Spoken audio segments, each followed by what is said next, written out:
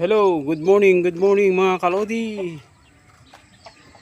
Papakita ko pa yung mga tanim ko. Tanim ko, papaya na malaki na. Meron din akong dito, alokbati. Ayan, alokbati. Yan, kamuting kahoy, pinambakod ko. Ayan mga kalodi. Pag nagugulay ako, dito ako kumukuha. Yan. Dati hindi ito na napagad na ko. Binakurang ko tapos tinaniman ko ng mga gulay. Sitaw, kaya lang hindi gaano nang sitaw ngayon eh. Tagulan na namamatay naman na.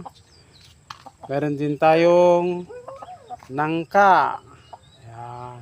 Yan mga kalodi. Yan, yung bakod